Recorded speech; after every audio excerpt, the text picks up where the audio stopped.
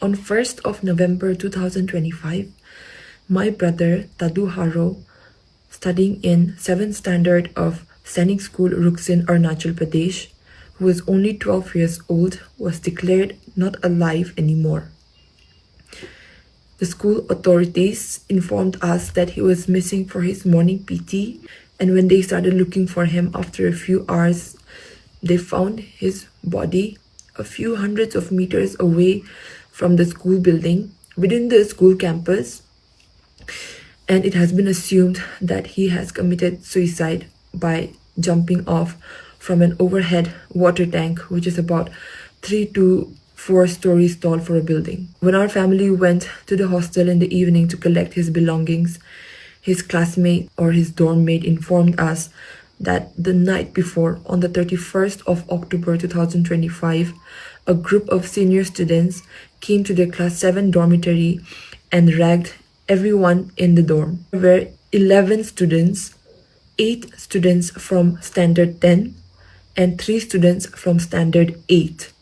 11 students allegedly came to the class 7 dormitory after 11 p.m. when their lights are supposed to be off in the absence of any authority or warden, and ragged all the students in the dormitory.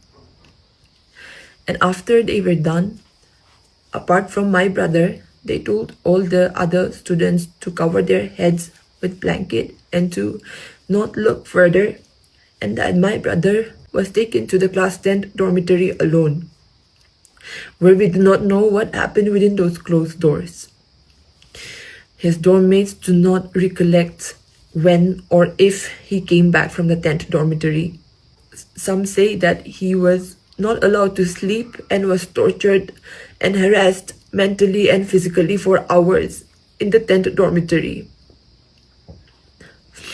Some even say that he was forced to write it down and to say it out loud in front of everyone that he is a thief because he took some books from the seniors without permission, and that he was even threatened that they're gonna make a video of him and make it public next day on the morning assembly and viral on the internet, that Miss Arunachal's brother does such lowly things and that is a thief.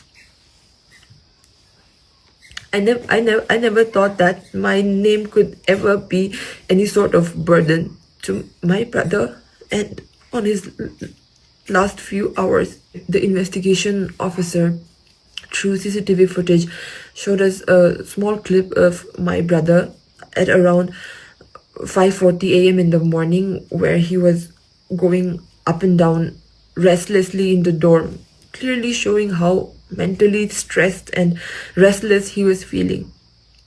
And he was also seen going into a classroom and writing down a note, and he tore the paper afterwards, but when it was obtained by the police, his last words were, "Seniors tortured me a lot and I don't know what I will do now." He was only 12 years old, the same age as I was when I first held him in my arms.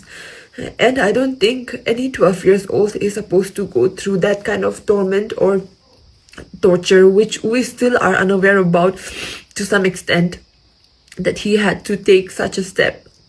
When we cross-questioned the seniors, they had to say that we were also ragged by our seniors, so it is natural for us to do it to our juniors as well. Whereas the fact remains that when you enter Sainik School, you sign an undertaking that if you are ever involved in any sort of bullying or ragging or any such stuffs, you are to be rusticated immediately.